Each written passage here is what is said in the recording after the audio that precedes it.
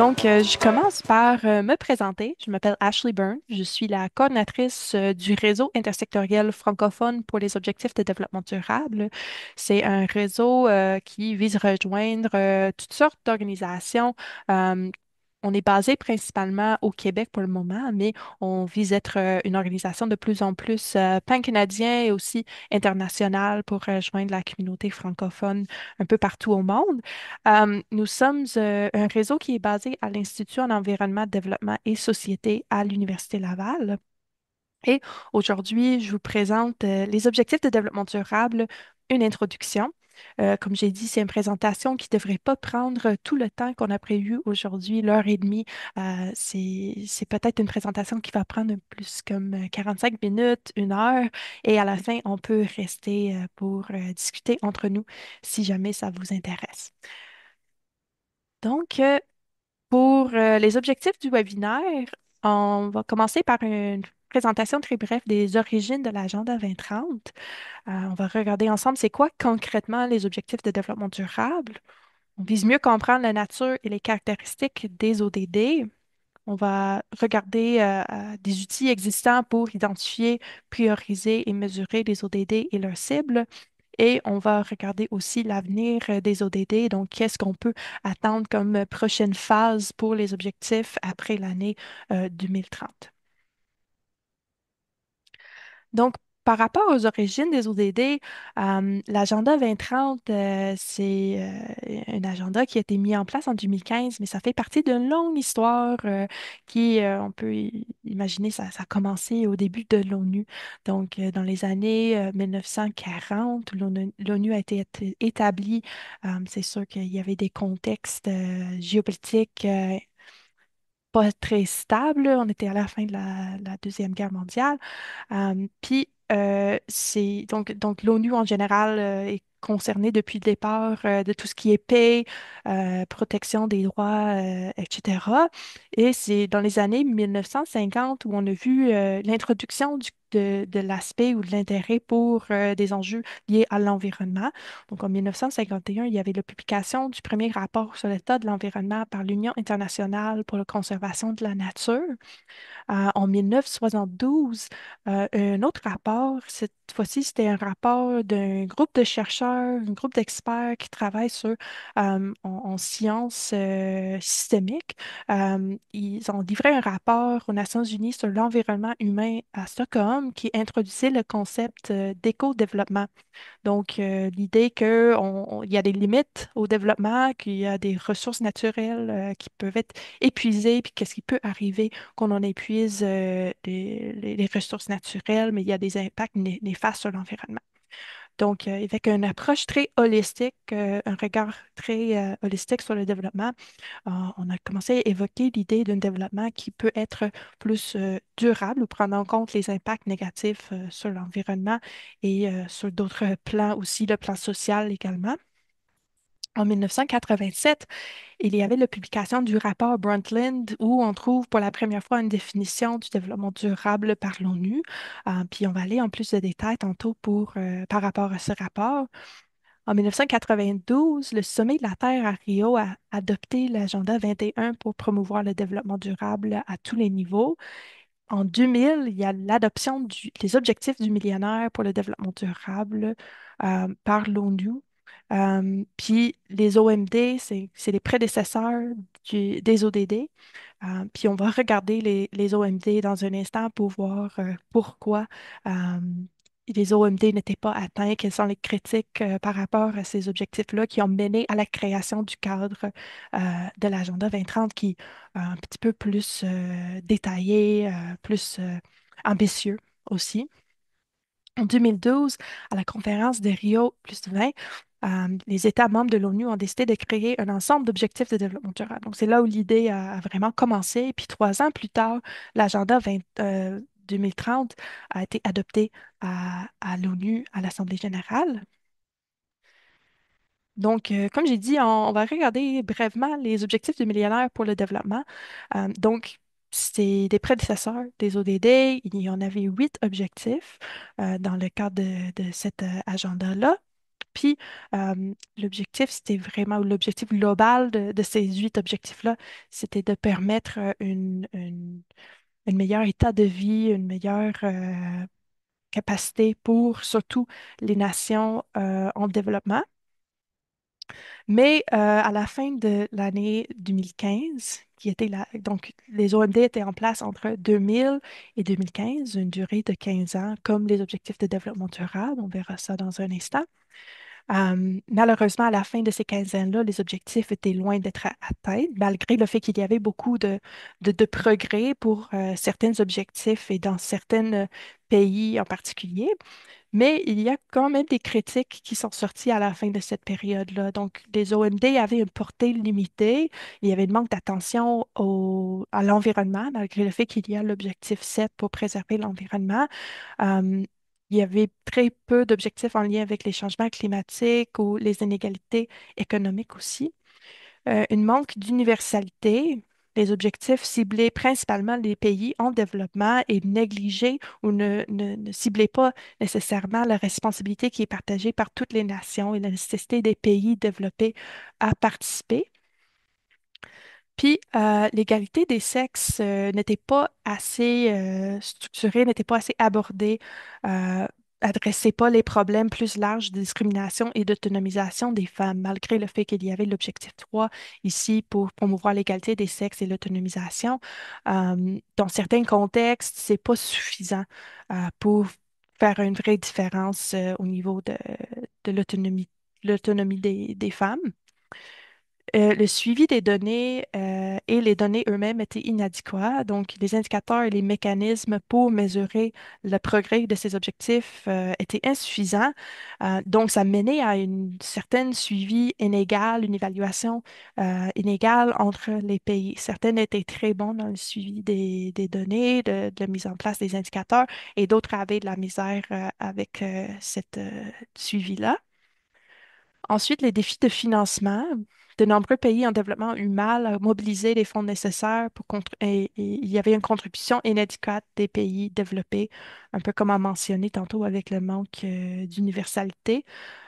C'est quelque chose qui est ajusté, qui est abordé dans les objectifs de développement durable. Et comme j'ai mentionné, c'était un agenda inachevé. Donc, à l'année cible 2015, de nombreux OMD n'étaient pas entièrement atteints, soulignant la nécessité d'un cadre encore plus ambitieux et inclusif. Et dans ce contexte-là, en 2015, se rendait compte du progrès des OMD et c'est là où le transfert ou la transition vers les ODD a eu lieu. Donc, en septembre 2015, il y avait l'adoption à l'unanimité par les pays membres de l'ONU de ce cadre de l'Agenda 2030 et le cadre présentait 17 objectifs qu'on connaît comme les objectifs de développement durable et 169 cibles. Donc, chaque ODD a euh, quelques, plusieurs cibles, je dirais entre 4 et 11 cibles par ODD environ. C'est un agenda pour les prochaines 15 ans, donc de 2015 à 2030. Et souvent, on fait référence à l'agenda en mentionnant les 5 P. Donc, les objectifs adressent soit des personnes, la planète, la prospérité, le P ou le partenariat. Et on va regarder en plus de détails dans un instant comment chacun des objectifs de développement durable peut être associé à une de ces 5 thématiques-là. Avant de se lancer directement dans les 17 objectifs, j'aimerais qu'on prenne un petit pas de recul, puis on regarde ensemble c'est quoi concrètement, c'est quoi le développement durable selon l'ONU. Donc, le développement durable, comme j'ai mentionné tantôt avec le petit historique de l'Agenda 2030 et l'ONU, le développement durable a été défini pour la première fois dans le rapport Brundtland. Euh, c'est un rapport qui a été livré par la Commission mondiale sur l'environnement et le développement. Et la première ministre de Norvège à l'époque, c'était Madame Brundtland. Donc, c'est pour ça, elle était chef de cette commission-là. C'est pour ça qu'on l'appelle le rapport Brundtland. Puis, le rapport définit le développement durable comme un développement qui répond aux besoins du présent sans compromettre la capacité des générations futures à répondre aux leurs. C'est comme la définition classique du développement durable qui est utilisée très souvent pour définir le terme. Il est important à noter que dans le rapport, il y a un focus très fort sur la pauvreté. Selon eux, le développement durable signifie la satisfaction des besoins élémentaires de tous et pour chacun la possibilité d'aspirer à une vie meilleure. Et on va remarquer avec les ODD, puis c'était la même chose avec les OMD, que la pauvreté, l'élimination de la pauvreté, ça reste l'objectif numéro un. Euh, pour eux, c'est vraiment la base du développement durable. Si on ne réussit pas à éliminer la pauvreté, il est très difficile à réussir à éliminer les autres enjeux présentés dans le cadre des ODD. Le développement durable aussi, c'est important de mentionner, n'est pas un état d'homostésie, c'est pas un état idyllique que un jour on va l'atteindre, puis quand on l'atteint, ça va être fini. Tous nos travaux, on sera dans un espace un état idéal, puis that's it. Mais c'est plutôt un processus de changement dans lequel l'exploitation des ressources, le choix des investissements et l'orientation des institutions sont déterminés en fonction des besoins tant actuel qu'à venir. Donc, c'est vraiment notre moyen, notre façon de faire euh, qui est le développement durable. Et le rapport Brundtland avait plusieurs recommandations à tenir en compte. Donc, il faut non seulement assurer une croissance économique dans les pays où la majorité des habitants vit dans la misère, mais encore faire en sorte que les plus démunis puissent bénéficier de leur juste part des ressources qui permettent la dite croissance. Donc, malheureusement, c'est encore le cas aujourd'hui, c'était le cas en 1987, des pays qui ont des ressources naturelles qui sont souvent exploitées ou ont des capacités, comme je pense aux humains qui travaillent dans des conditions très difficiles, des heures très longues, qui ne sont pas payées beaucoup. Malheureusement, ce n'est pas eux qui profitent nécessairement de la richesse qui est trouvée à la fin de la chaîne de production d'un produit. C'est souvent eux qui, malheureusement, souffrent des effets néfastes de cette exploitation, de ce développement-là. Donc, c'est dans le rapport, c'est mis de l'avant dans le rapport, cette nécessité d'assurer qu'ils bénéficient de tout le travail puis l'exploitation de leur terre et ils sont payés justement pour les effets négatifs aussi qui peuvent tomber sur leur terre. Les nantis doivent adopter un mode de vie qui respecte les limites écologiques de la planète. Donc, les pays développés doivent prendre une consommation énergétique plus sobre, par exemple. Donc, on doit prendre en compte qu'il y a des limites planétaires. On peut penser aux limites planétaires de Rockstrom, qui présentent 9 limites qu'on doit respecter afin de développer d'une façon qui est renouvelable dans un certain égard. Puis, il y a une croissance démographique et économique en accord avec les ressources qui est absolument nécessaire. Donc, le développement durable n'est pas possible si la démographie et la croissance évoluent. N'est donc possible que si la démographie et la croissance évoluent en harmonie avec le potentiel productif de l'écosystème. Donc, l'idée que la croissance illimitée n'est pas réaliste euh, et n'est pas voulu non plus nécessairement, comme on va tout épuiser si on continue avec une croissance à la fois démographique et économique qui dépasse nos ressources et nos capacités. Ici, on voit un autre modèle très simple à saisir pour le développement durable. Donc, ici, c'est les trois piliers classiques de développement durable. On a le pilier social, le pilier économique, puis le pilier environnemental. L'idée ici étant que les trois sphères, les trois dimensions sont interconnectées, indissociables, et les trois doivent être atteintes ou adressées de manière équilibre pour avoir un développement qui est vraiment durable. Donc, si on réussit à avoir adressé positivement l'aspect social, économique et environnemental, on aura un développement qui est à la fois équitable, vivable et viable. Puis le modèle de trois piliers, euh, c'est quand même important à garder en tête parce que ça va revenir après avec les ODD, vous allez voir.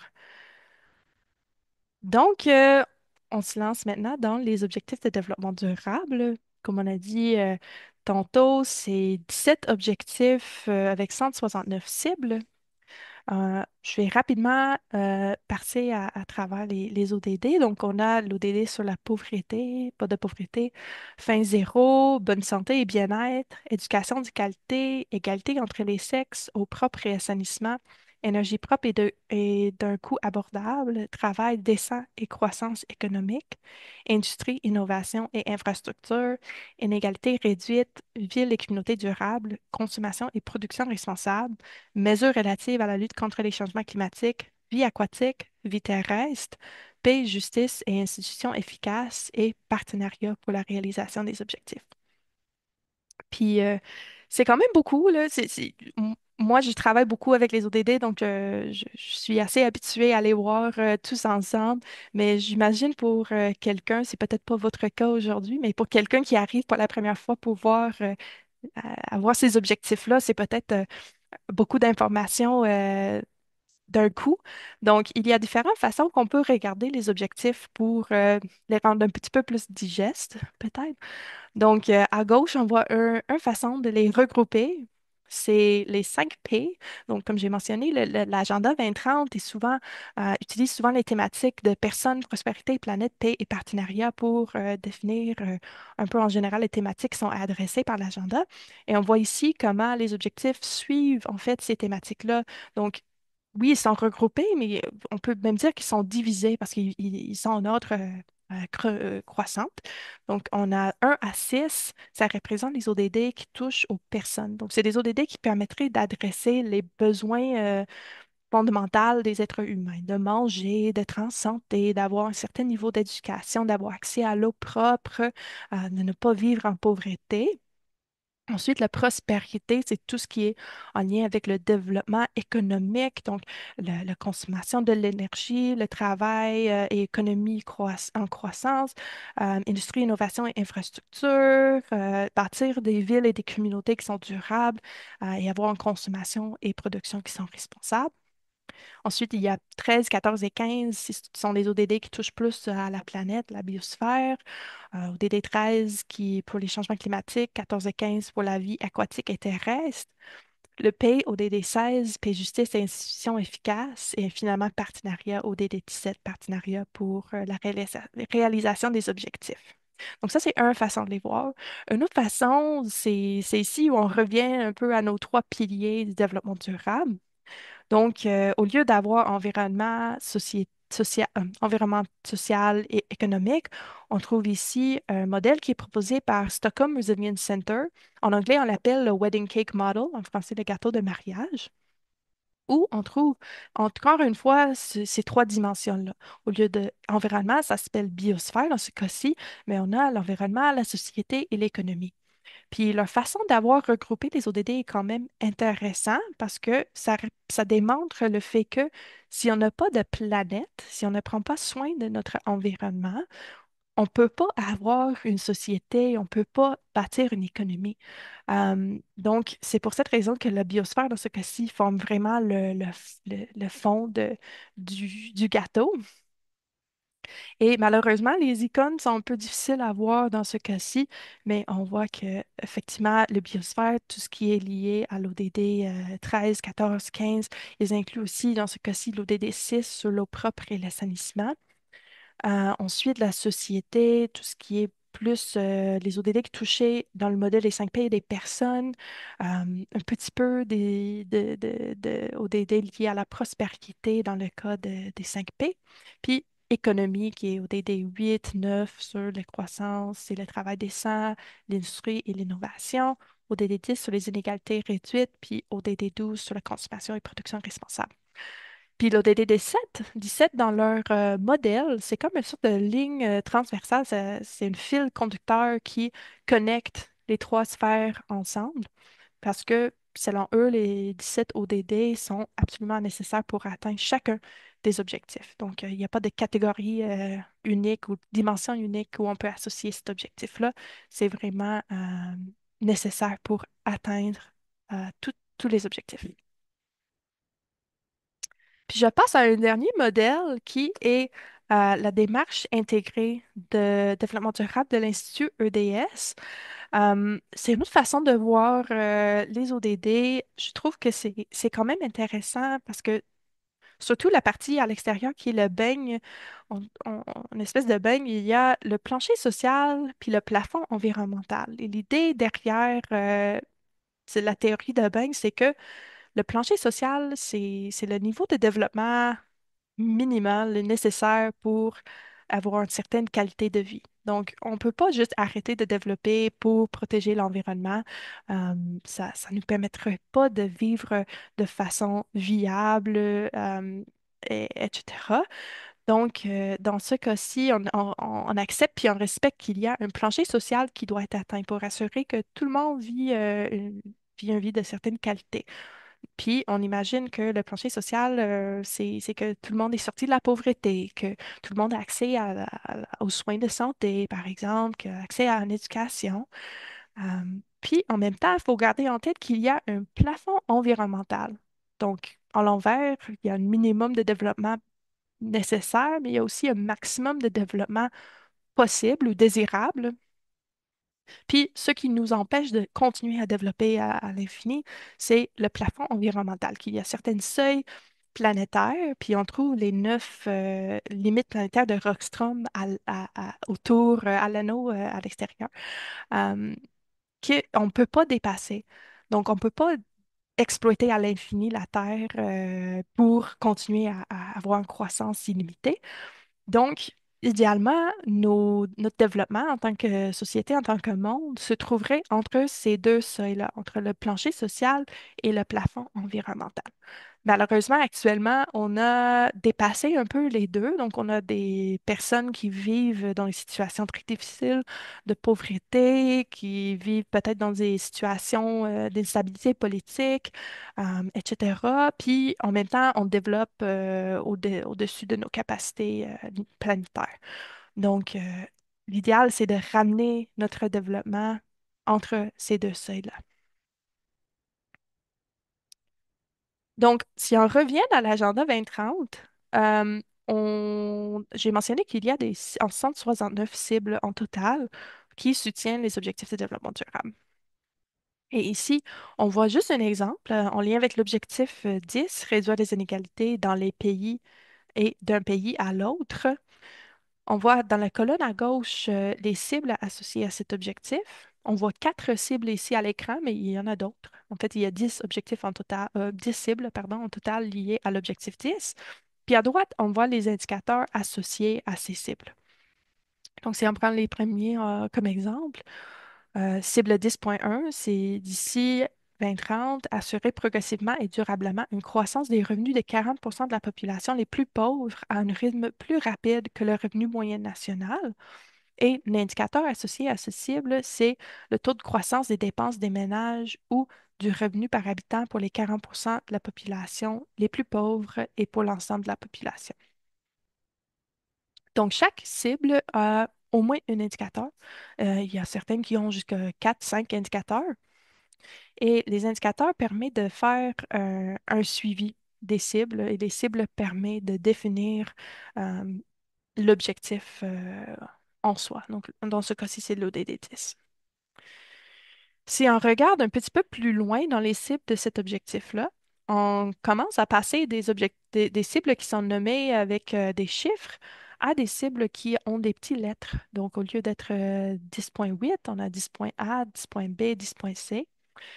Ça reste des cibles de l'objectif 10. La seule différence, c'est que dans ce cas-ci, au lieu d'être des cibles de résultats, en anglais, ça s'appelle les result targets, c'est les cibles de mise en œuvre ou implementation targets. Donc, l'idée ici, c'est que c'est des cibles qui sont encore plus, qui sont davantage détaillées pour permettre la vraie mise en œuvre de l'objectif. Honnêtement, personnellement, je vois pas tant de différence entre les cibles de mise en œuvre et les cibles de résultats. Mais c'est important de prendre les deux types en- en considération, en compte. Puis, comme les cibles de résultats, les cibles de mise en œuvre ont aussi des indicateurs. Donc, ils sont quand même très similaires, ils suivent le même format.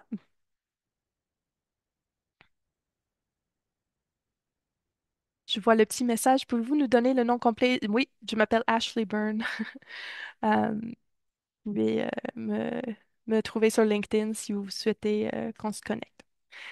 Donc, les ODD ont un cadre à localiser et à approprier. En- L'agenda en soi, ça a été établi pour une collaboration internationale, une collaboration au niveau des pays. Et les objectifs sont très applicables au niveau très haut, très haut national. Donc, les gouvernements fédéraux, les gouvernements nationaux sont capables de faire le suivi de ces indicateurs. Puis les objectifs, pour eux, c'est parlant.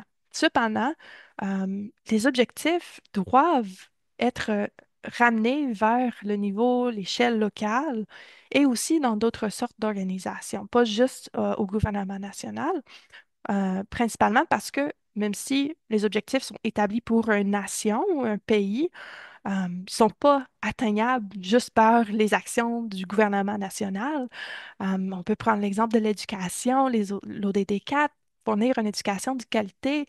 Euh, c'est sûr que ça prend l'engagement, la coopération des écoles, des universités, du système scolaire du pays. C'est encore plus complexe au Canada où le gouvernement fédéral ne contrôle pas nécessairement les systèmes d'éducation. C'est plus au niveau provincial que les gouvernements agissent sur les systèmes scolaires, les systèmes d'enseignement supérieur. Donc, il est très important de prendre en compte la localisation et l'appropriation du cadre de l'Agenda 2030 dans l'avancement des ODD. La localisation, on utilise ce terme-là quand on parle de l'application des ODD dans les instances gouvernementales sous-nationales, donc on en parle de provinces et territoires, qu'on en parle de régions, municipalités ou d'autres collectivités locales, c'est là où on localise les ODD. Versus l'appropriation des ODD, c'est qu'on en applique les ODD à des contextes non gouvernementaux. Donc, si on utilise le cadre des ODD pour mesurer les activités dans une entreprise, pour prendre des décisions dans un OBNL, pour le milieu de l'éducation, le milieu de la santé, etc. Dans ce cas-là, on est en train approprier les ODD. Je dirais que dans les deux cas, il y a beaucoup de guides qui existent en ligne. Donc, n'hésitez pas à faire une petite recherche en ligne sur Google ou autre pour trouver soit des guides de localisation ou des guides d'appropriation pour des contextes particuliers. Euh, Comparé aux OMD, il y a beaucoup de progrès à cet égard-là. Donc, on a vraiment réussi dans les dernières années à mettre en place des guides et des exemples où les ODD ont été localisés ou appropriés. Puis, c'est vraiment des belles réussites. Donc, on souhaite que la tendance continue dans cette direction. Une autre caractéristique du cadre des ODD, c'est que les objectifs sont très, très interconnectés dans leur nature. Donc, comme on a vu avec les trois piliers du développement durable, ils sont vraiment, ils se chevauchent un peu dans leur nature.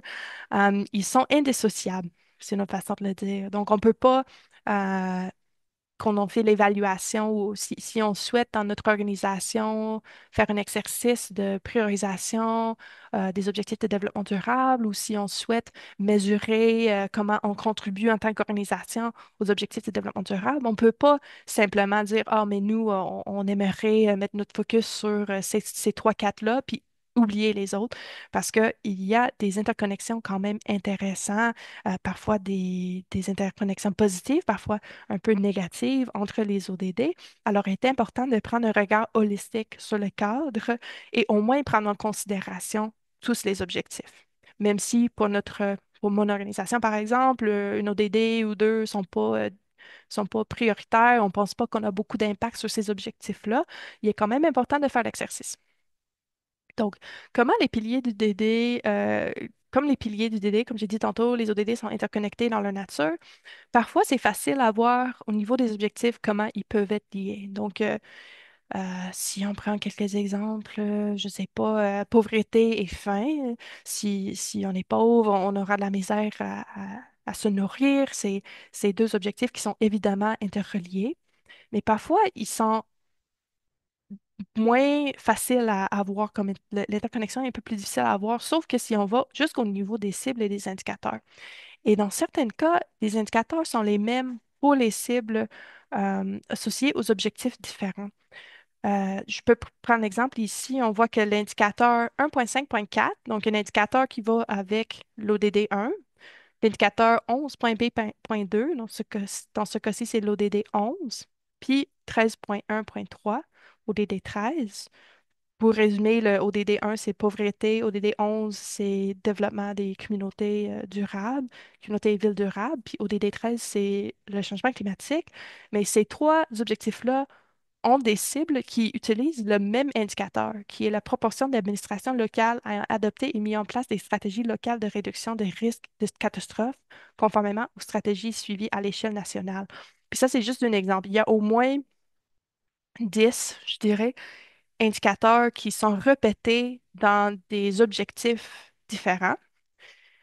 Puis parfois aussi, les indicateurs sont répétés une ou deux fois dans le même objectif. Mais il y a au moins 10 cas où c'est vraiment utilisé dans des objectifs complètement différents. Donc, ça démontre comment les ODD sont interconnectés. Puis cette interconnexion, ça amène à la fois à des antagonismes et à des synergies. Euh, donc, on voit ici à droite un visuel, un figure que j'ai pris d'un article publié en 2017 de Pradhan et ses collègues, où ils ont réussi à identifier les top 10 ou les 10 paires et 10 paires de synergie et les 10 paires d'antagonismes les plus importants dans les objectifs de développement durable. Il y a aussi d'autres sources où on peut trouver des exercices similaires qui ont été réalisés pour trouver des antagonismes et des synergies. Il y a un article qui s'appelle Understanding and Mapping Important Interactions Among SDGs qui a été livré par Nielsen en 2016 à l'ONU et présenté lors d'une conférence. Puis, il y a aussi un autre lien, puis je dis c'est juste quelques exemples, il y a beaucoup d'articles qui ont été publiés sur les antagonismes et les synergies. Mais il y a une plateforme que j'aimerais partager avec vous qui s'appelle Interactive Repository of SDG Interactions.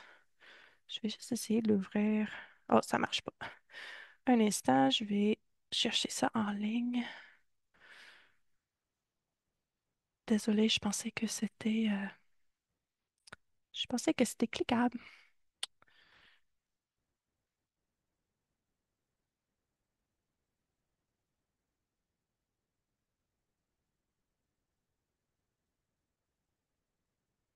Excusez-moi. Puis je m'excuse parce que malheureusement, c'est en anglais. Mais on voit ici dans la plateforme Knowledge for Sustainable Development Interactive Repository of SDG Interactions qu'il y a une sorte de base de données interactive, une plateforme qui permet de voir les interconnexions entre les objectifs. Si on prend un exemple ici, ODD 6 sur l'eau propre et assainissement et l'ODD 2 sur fin zéro, on voit qu'il y a des interactions. À la fois, il y a des antagonismes et il y a des synergies. Donc, si on clique dessus, ça va nous donner plus de détails sur ces deux objectifs. Ici, on est rendu au niveau des cibles. Donc, il les donne en anglais. Donc, ici, c'est 6.3, 6.4, etc. Puis, même chose pour l'ODD 2 sur la fin zéro. Et on voit qu'il y a un conflit et des antagonismes entre le cible 2.3 qui parle de doubler la production agroculturelle, pardon, et avec des cibles sur assurer l'accès à l'eau, l'eau propre, etc. Donc, on peut déduire que produire plus au niveau agriculturel, ça égale plus de consommation d'eau, ça peut égaler aussi des fuites de- en gras, par exemple, dans les sources d'eau qui rendent l'eau non potable. Puis en même temps, il y a des interactions qui sont positives, des synergies. Donc, on parle d'assurer une production durable de la nourriture, mais dans ce cas-ci, quand on parle de agriculture durable, on vise réduire la consommation de l'eau. Donc, ça a un impact positif sur l'objectif et ses cibles liées à la consommation de l'eau. Alors, ça donne juste un exemple. On voit déjà avec ces deux objectifs-là qu'il peut avoir facilement des antagonismes et des synergies. Puis, si je reviens vers... Oh, si je reviens vers le tableau qui portait sur tous les ODD, on voit qu'il y a parfois des ODD qui, leurs interactions sont un peu moins évidentes, mais d'autres qui sont quand même fortement liés, certainement l'ODD 6 et 7 avec tous les autres ODD. Euh, donc, c'est ça. Je vous encourage d'aller jouer un peu avec la plateforme si jamais explorer les antagonismes et les synergies vous intéresse. Alors, j'aimerais qu'on prenne un petit second pour faire un exercice sur l'identification des ODD. J'ai mis à gauche un extrait d'un article qui parle de l'acidification des océans. Puis j'aimerais que dans le chat, vous proposez quels ODD sont touchés par cet extrait-là. Donc, on a les recherches ont révélé que l'acidification des océans a augmenté de 30 depuis la révolution industrielle. Cela est dû aux activités humaines qui libèrent du dioxyde de carbone, lequel est ensuite absorbé par les océans et converti en acide carbonique. Cela affecte grandement la vie des créatures marines en corrodant leurs coquilles et leurs squelettes, rendant ainsi leur survie impossible. Donc, je vous invite dans le chat juste de taper peut-être une ou deux objectifs que vous pensez est associé ou sont associés à ce petit extrait-là. Il y a certains qui sont bien sûr plus évidents que d'autres.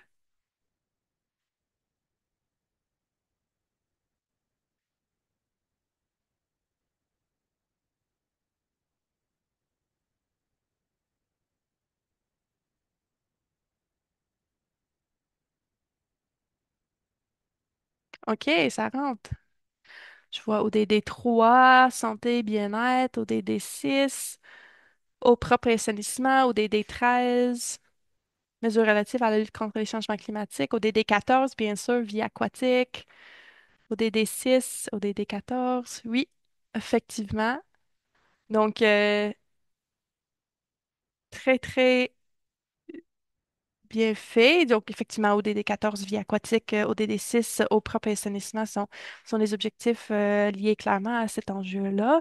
Il y a aussi l'ODD 3 sur la santé des humains aussi, si, il y a des impacts sur la, la libération du dioxyde de carbone dans l'eau, euh, ça a un impact sur la vie aquatique qui, par suite, peut avoir un impact sur, par exemple, l'accès à le poisson, donc au DD2, sur la santé humaine, au DD3. Donc, merci beaucoup. Si c'est 13, oui, 13, bien sûr aussi. Donc, j'ai un autre exemple. Cette fois-ci, on parle des mines. Oh, pardon. On parle des mines. Les mines illégales à petite échelle mettent en danger à la fois l'environnement et les vies humaines en utilisant des produits chimiques nocifs tels que le mercure pour extraire les métaux précieux. Selon les données du PNUE, 20 de l'or mondial provient des miniers illégaux qui emploient plus de 15 millions de personnes, dont 600 000 sont des enfants pour travailler avec des produits chimiques toxiques. Les sols et les eaux contaminées exposent également les communautés voisines à un risque élevé d'empoisonnement chimique. Donc, dans ce cas-ci, on parle de mines, mais donc de l'extraction des ressources naturelles. On parle aussi l'emploi de 15 millions de personnes, dont 600 000 sont des enfants. Et ces personnes-là travaillent avec des produits chimiques toxiques, la contamination des sols, la contamination de l'eau. Donc, dans ce cas-ci, on parle de quels ODD selon vous?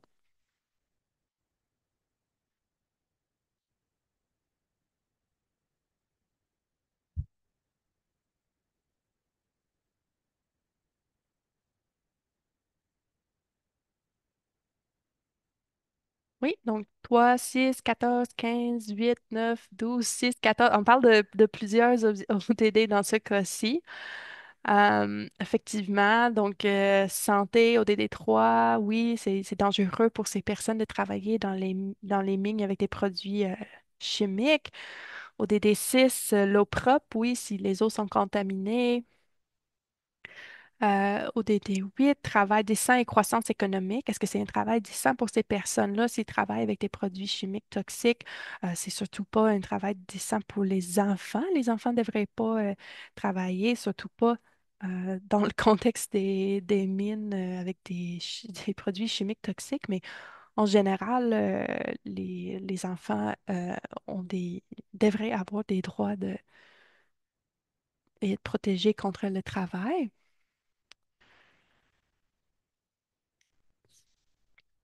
Je vois 14 et 15 pour les contaminations de l'eau et du sol. ODD 9 sur l'industrie, oui, bien sûr. ODD 13, la lutte au changement climatique, oui. ODD 16, paix, justice et institutions efficaces. Très intéressant. Effectivement, si c'est peut-être dû à des manques dû à un manque de loi ou de protection que les enfants se trouvent dans cette situation. Il y a peut-être pas assez de règlements juridiques pour empêcher l'exploitation de la terre dans ce contexte-ci. Puis il faut penser aussi aux retombées en même temps négatives qu'il peut avoir si cette activité-là arrêtait du jour au lendemain. Donc, c'est certain, pour ces personnes, ça représente un revenu intéressant. Sinon, ils ne travailleraient pas dans ces conditions-là. Euh, donc, c'est sûr que ODD 8, travail du sein, croissance économique, est touché par cet enjeu-là.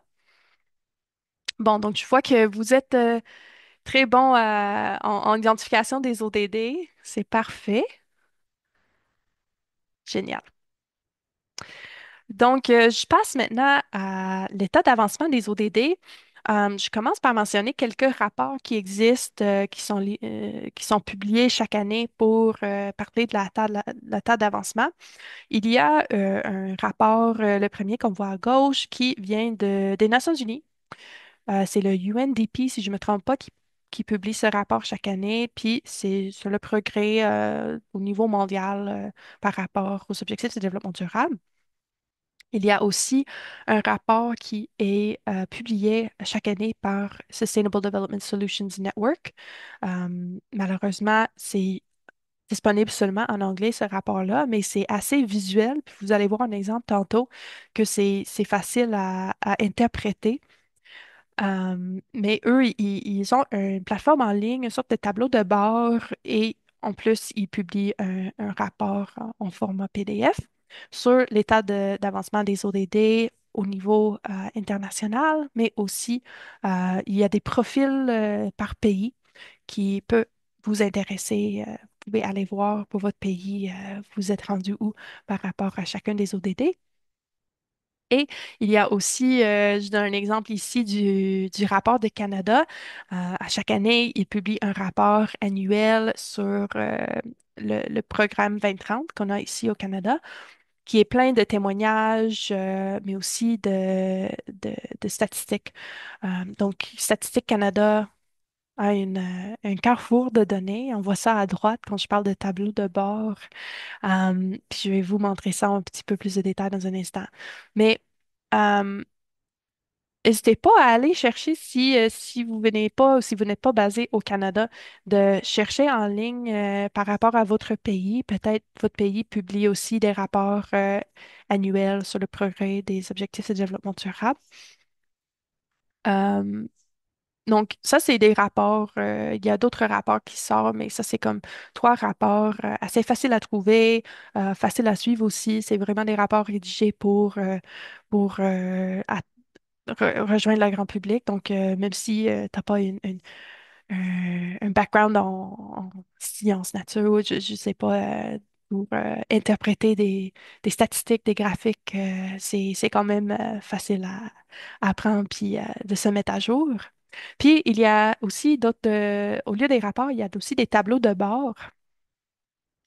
Une qui, je propose ici, c'est le SDG Tracker, Measuring Progress Towards the Sustainable Development Goals.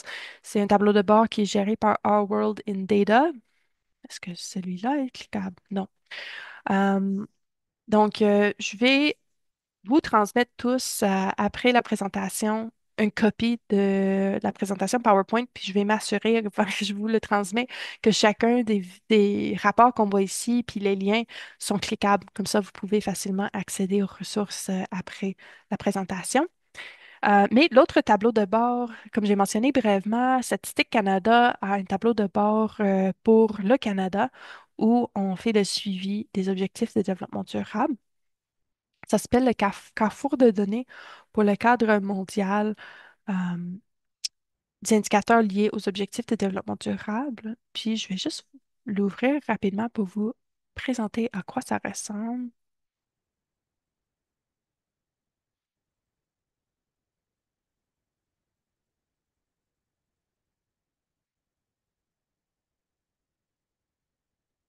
Voilà. Ici, on a chacune des objectifs de développement durable, puis tu peux cliquer sur n'importe lequel, et on a chacune des cibles, donc 3.1, ainsi que les indicateurs qui sont associés, 3.1.1, 3.1.2, et il y a même des tableaux. Donc, si vous avez un intérêt, à aller regarder les statistiques, peut-être, pour faire, réaliser un rapport ou même, pour faire des demandes de financement, ça peut être très intéressant d'avoir accès à ces données-là, pour justifier, une nécessité ou un besoin dans le contexte, canadien. C'est ça leur tableau de bord. Puis, le Canada, c'est quand même intéressant parce qu'ils ont commencé à mettre en place, leurs propres indicateurs. Donc, il y a des indicateurs de suivi proposés par l'ONU, mais au Canada, on a commencé aussi à identifier, des indicateurs qui sont, plus précis ou plus, appropriés pour le contexte canadien.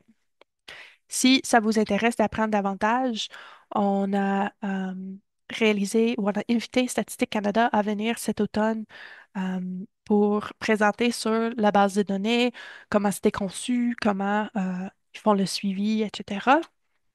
Et on aura cette, activité en rediffusion dans les prochaines semaines. Je vous invite à rester à l'affût pour, avoir accès à cette rediffusion si ça vous intéresse. Donc ici, comme j'ai mentionné rapidement, le Sustainable Development Report 2024, c'est un rapport qui est très facile à suivre parce que c'est très visuel. Et on voit ici les résultats au niveau, global pour les objectifs de développement durable. Donc, le tableau de bord est assez facile à interpréter. Euh, Si c'est une carré silicone, du développement durable est rouge, ça veut dire qu'il y a encore des défis majeurs. Si c'est orange, il y a des défis significatifs.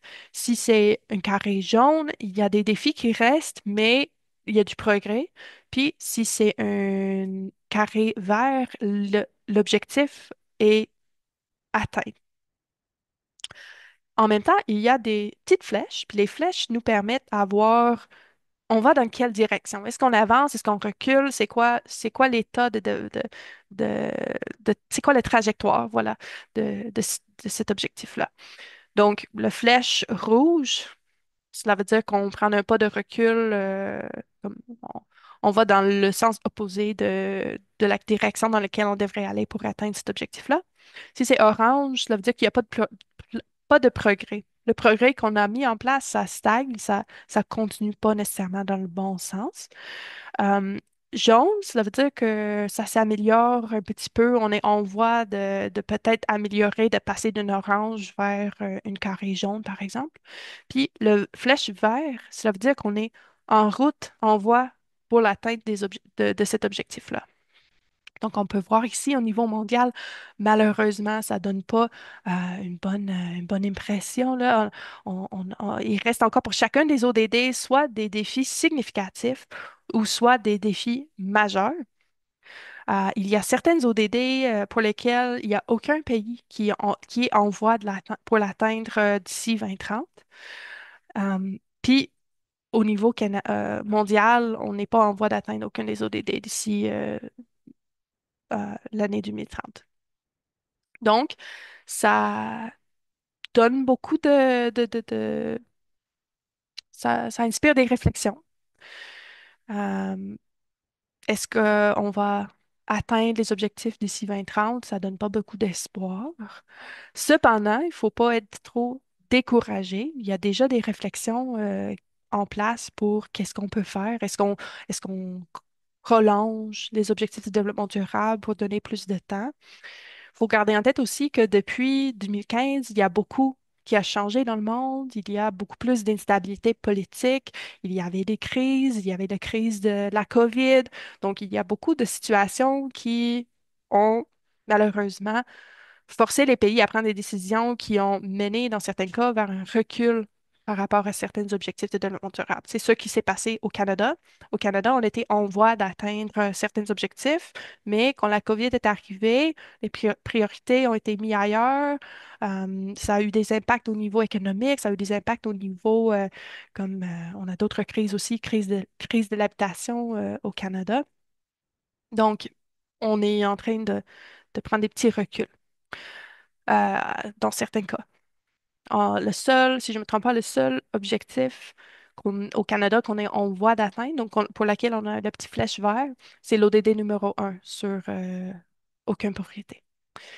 Donc, voilà, c'est ça le tas d'avancement actuel par rapport aux ODD. C'est sûr que ça peut être décourageant, mais en même temps, ça peut inspirer la nécessité d'agir davantage, de prendre pour sérieux euh, encore plus les objectifs puis la nécessité d'agir en faveur du développement durable. Donc, il y a des critiques du cadre de l'Agenda 2030 aussi. On ne va pas dire que les ODD, c'est le cadre parfait, puis si tout le monde suivait les ODD, on n'aurait plus de problèmes. En fait, il n'y a pas de cadre parfait qui existe. L'Agenda 2030, c'est un cadre intéressant pour plusieurs raisons, notamment c'est un regard holistique. Ça permet de regarder plusieurs facteurs, plusieurs enjeux en même temps. C'est aussi un outil qui a reçu beaucoup d'attention. Je ne sais pas si c'est la bonne façon de le dire, mais c'est un cadre qui est reconnu. Ça a été fortement diffusé partout au monde. Donc, ça permet d'avoir un certain langage commun, ce qui est nécessaire quand on parle de collaboration internationale. Il faut qu'on se mette d'accord sur certains éléments afin de continuer tous ensemble dans la même direction. Et le cadre de l'Agenda 2030 nous permet de le faire. Cependant, il y a certaines critiques, bien sûr, qui sont nommées. Donc, premièrement, c'est que les ODD sont trop générales. C'est un cadre qui ne tient pas compte des contextes locaux, donc la culture, l'économie, la société, etc. de chaque pays. Il y a aussi des incohérences ou des antagonismes, comme on a mentionné tantôt. Est-ce que c'est quelque chose qui peut être complètement éliminé dans un cadre qui parle de développement? Je crois pas. Mais en même temps, il y a certains qui critiquent que l'Agenda 2030, ça parle du développement, puis il y a d'autres qui sont de l'école de la décroissance. Donc, faut arrêter de développer, il faut vraiment euh, changer complètement notre structure économique pour agir autrement, faire une 180 puis aller dans une autre direction. Il y a des enjeux de mesure et de suivi. Ça reste encore un défi majeur d'avoir des données fiables et comparables. Cependant, euh, comparé aux objectifs du millionnaire, comme où on était en 2015, on est vraiment ailleurs. Euh, la localisation et l'appropriation ont permis à faire une collecte de données à plusieurs niveaux.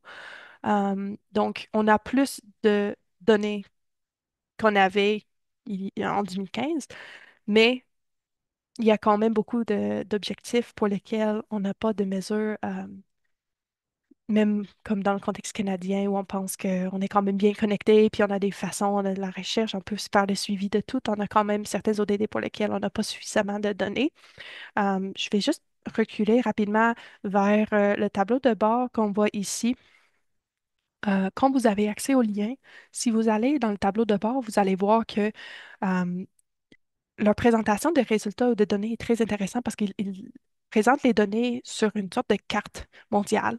Puis vous allez voir tous les pays qui n'ont pas assez de données pour certains objectifs. Puis c'est pas toujours les pays en développement qui n'ont pas des données, c'est vraiment un enjeu au niveau mondial qui diffère d'un objectif à l'autre. Oups. Un autre enjeu ou une autre critique, c'est que c'est perçu parfois comme un agenda qui est très top-down, donc c'est imposé, oui, par la nation vers les acteurs à l'intérieur d'un pays, mais c'est aussi perçu comme ayant été un cadre qui est imposé peut-être par les pays développés vers les pays en développement.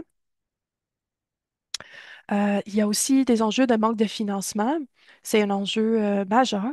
Donc, ça prend des milliards et milliards de dollars par année pour adresser tous les enjeux présentés dans le cadre de l'Agenda 2030.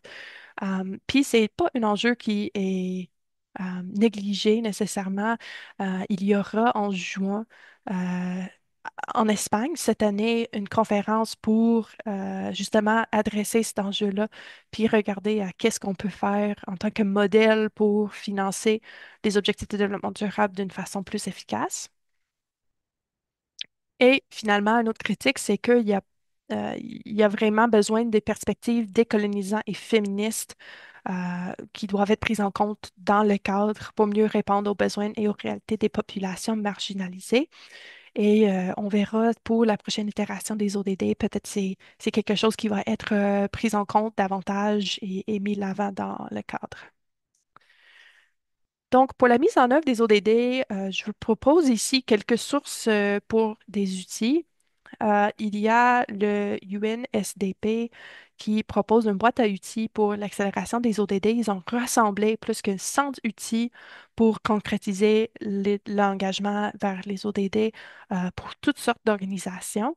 Donc, comme j'ai dit, je vais vous fournir ce PowerPoint, puis vous pouvez cliquer simplement sur l'image, puis ça devrait mener vers la page. Il y a aussi un outil qui s'appelle la grille de priorisation des cibles des objectifs de développement durable. C'est un outil qui a été développé par l'Institut de la francophonie pour le développement durable, qui est comme une branche de l'OIF, et un chaire de recherche à l'Université de Québec à Chicoutimi qui s'appelle le chaire de recherche en éco-conseil, si je ne me trompe pas. Puis c'est une grille et aussi une démarche pour suivre le grille qui vous permet de passer à travers, comme faire une réflexion avec chacune des objectifs et les cibles pour identifier quelles sont les cibles sur lesquelles vous agissez déjà dans votre organisation ou dans vos travaux. Ensuite, quels sont les objectifs sur lesquels vous devez agir en termes de priorisation pour vous? C'est quoi les objectifs les plus importants? Puis après, ça vous permet de voir c'est quoi vos objectifs que vous devez prioriser comme urgents versus à adresser au moyen terme versus vraiment pas pertinent pour mon organisation. Comme j'ai dit tantôt, c'est très important quand on regarde les ODD, qu'on en fait une priorisation ou un suivi, qu'on regarde tous les objectifs, puis c'est un cadre qui permet justement ça. Donc, c'est de prendre en compte tous les ODD puis, à travers cet exercice, de pouvoir dire, OK, mais voici les ODD qui me concernent vraiment, puis voici comment je peux contribuer à à leur atteinte, à leur suivi, etc. Et finalement, je propose ici à droite un document qui est une boîte à outils pour élaborer un rapport en développement durable. C'est un outil qui est accessible, qui est rendu accessible par l'Agenda 2030 pour la France, si je ne me trompe pas. Puis, eux, ils ont une trousse sur le site web quand tu télécharges. Ça inclut ce document-ci, mais ça inclut aussi toute une kit de matériel pour animer la création d'un rapport d'aider dans une organisation. Donc, il y a vraiment, il y a même des éléments un peu ludiques avec des cartes, puis avec des feuilles de réflexion. Euh, donc, ça, c'est un outil aussi intéressant si vous êtes rendu à l'étape de créer un rapport de développement durable. Et parfois, c'est comme la première étape qu'on peut faire dans une organisation, c'est juste de faire une sorte de reddition de compte ou d'identifier ensemble qu'est-ce qu'on fait déjà. Ensuite, on peut identifier qu'est-ce qu'on pourrait faire de plus ou qu'est-ce qu'on peut faire autrement pour contribuer davantage aux ODD. Donc, l'avenir des objectifs après l'année 2030, qu'est-ce qui s'en vient? Je commence par dire rapidement que les objectifs n'ont pas été mis en place en 2015, puis personne à l'ONU s'en parle depuis, puis on se verra en 2030 pour voir qu'est-ce qui est arrivé. C'est pas ça le cas de tout.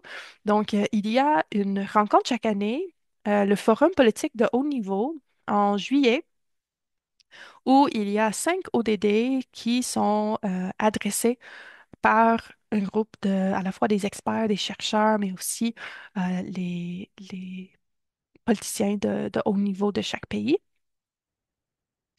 Et en 2025, donc ce juillet, il y aura les objectifs 3 sur la santé, 5 sur l'égalité entre les sexes, 8 sur la croissance économique, 14 sur la vie aquatique et 17 sur le partenariat qui seront les 5 ODD à regarder ensemble. Puis lors de ce forum, les experts présentent sur l'avancement de ces ODD. Ils peuvent proposer qu'est-ce qui peut être mis en place comme suite. Ils proposent des initiatives qui peuvent être mises en place par l'ONU. Ça démontre qu'il y a déjà des réflexions en place depuis même le mise en place des ODD. Mais les vraies réflexions, les vraies recommandations pour la prochaine étape, ça va être à partir de l'Assemblée générale à l'ONU en 2027. Mais il y a certaines recommandations qui commencent à sortir de différentes instances. Il y a aussi euh, certaines choses qu'on peut déduire. Donc, certaines personnes proposent de prolonger l'agenda jusqu'au 2050. D'autres suspectent qu'il sera prolongé jusqu'au 2045. Donc, ça sera l'année de 100 ans de l'ONU en 2045. Donc, ça peut être une belle opportunité de célébrer la fin de la prochaine agenda, si c'est ça le cas. Puis, ça représente une autre plage de 15 ans. Comme les OMD représentaient 15 ans, les ODD représentent 15 ans. Puis, la prochaine itération, je ne sais pas si ça va être les ODD ou si ça va prendre un autre nom, mais peut-être ça va être aussi une période de 15 ans.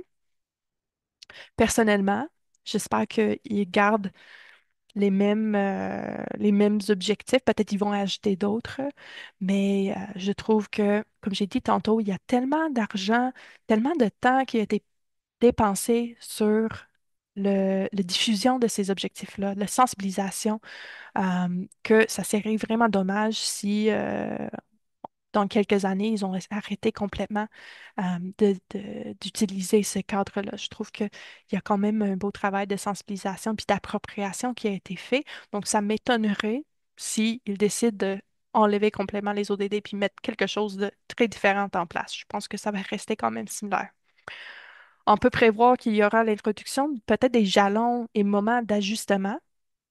Donc oui, il y a le forum politique de haut niveau actuellement, mais le forum ne modifie pas les ODD, il ne modifie pas les cibles. Euh, ça serait intéressant si dans la prochaine itération, il y a un peu plus de flexibilité à ce niveau-là, parce que les choses évoluent tellement dans 15 ans. Donc, même depuis 2015, on n'est pas rendu à la fin de de l'agenda. Il y a tellement de choses qui ont changé. Donc, c'est important de pouvoir prendre en compte ces changements dans le cadre qui est si important puis utilisé par autant de monde. Puis finalement, on peut prévoir l'introduction de nouveaux objectifs et de cibles. Un des faiblesses, par exemple, du cadre de l'Agenda 2030, c'est qu'il n'y a pas de cible sur la culture, à l'exception de une cible dans l'ODD 11 qui parle de protection de la patrimoine culturel. La culture est vraiment absente du cadre.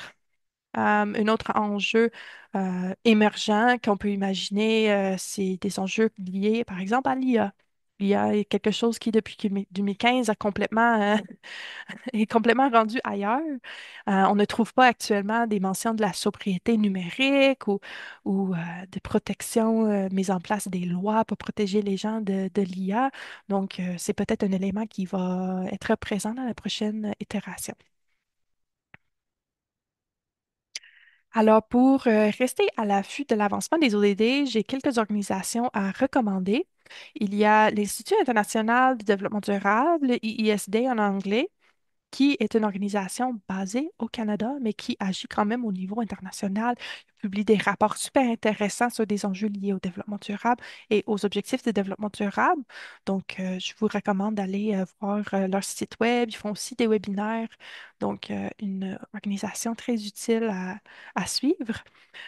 J'ai mis le logo du gouvernement du Canada parce que je réussissais pas à trouver le logo de l'unité des ODD, mais au Canada, euh, dans le ministère d'Emploi et Développement social, on a une unité dédiée aux objectifs de développement durable.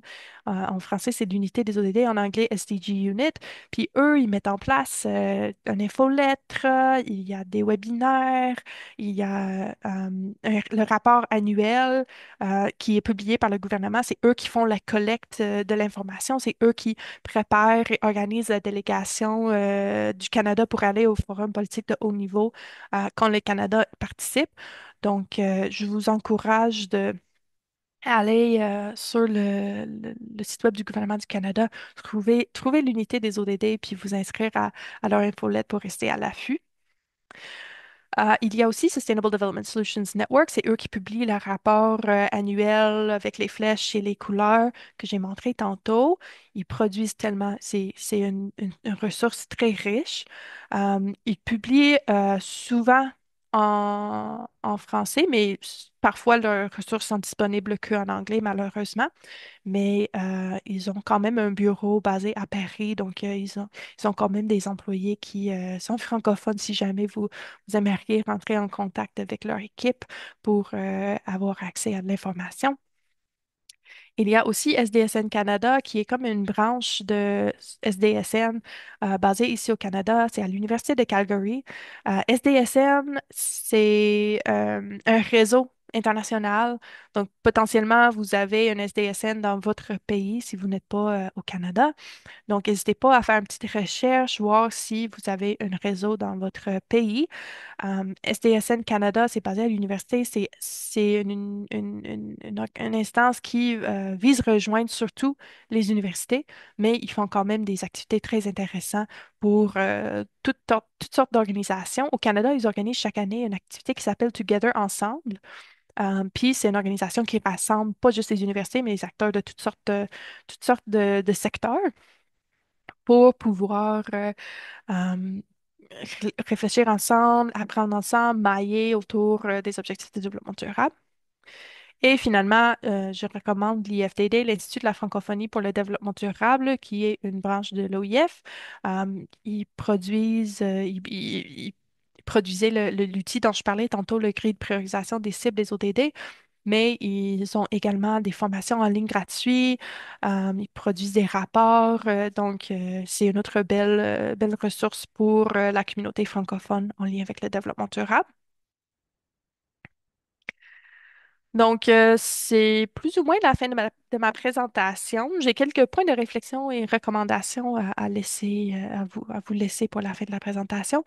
Donc, premièrement, je vous recommande ou je vous encourage, si vous ne le faites pas déjà, de cartographier vos activités ou même cartographier euh, un groupe de partenaires avec lesquels vous travaillez. Donc, peut-être vous ne travaillez pas nécessairement sur le développement durable en soi, mais vous avez plein de partenaires, puis chacune travaille d'une manière ou d'une autre sur des différents objectifs. Donc, c'est vraiment un bel exercice.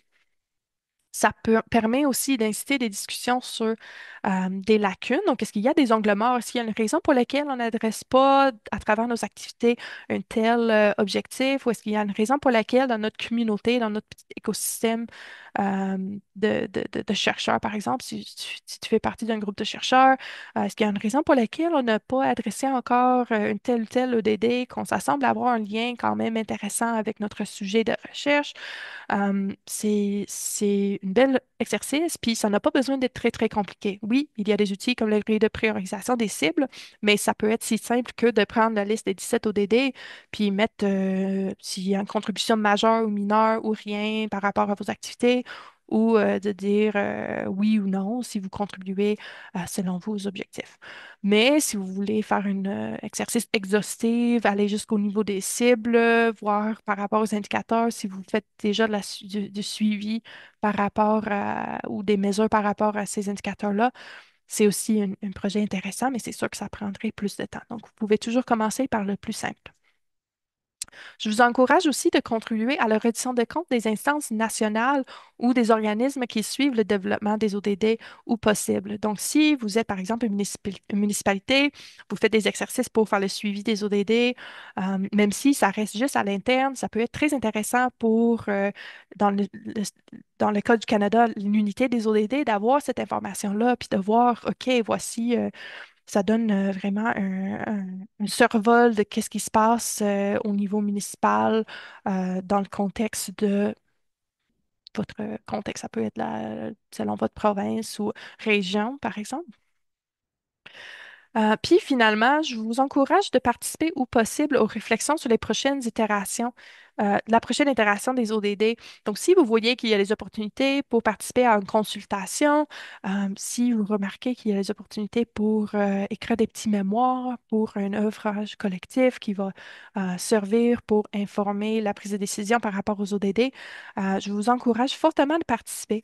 La communauté francophone a énormément a vécu énormément de réussite par rapport aux ODD dans les dernières années.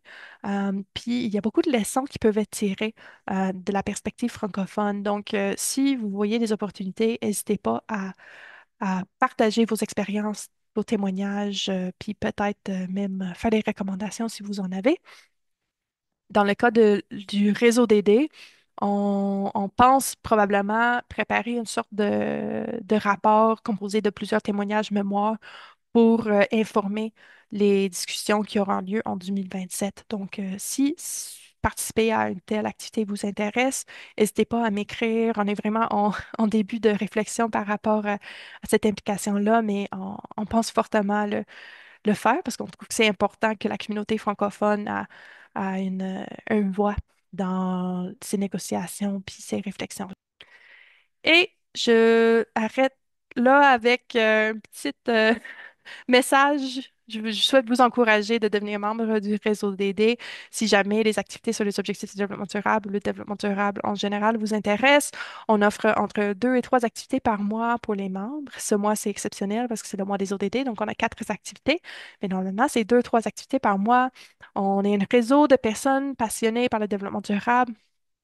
Et on a aussi une infolettre mensuelle entre autres moyens de communication. Donc, n'hésitez pas soit à m'écrire ou à utiliser le code QR pour remplir le formulaire d'inscription pour devenir membre du réseau.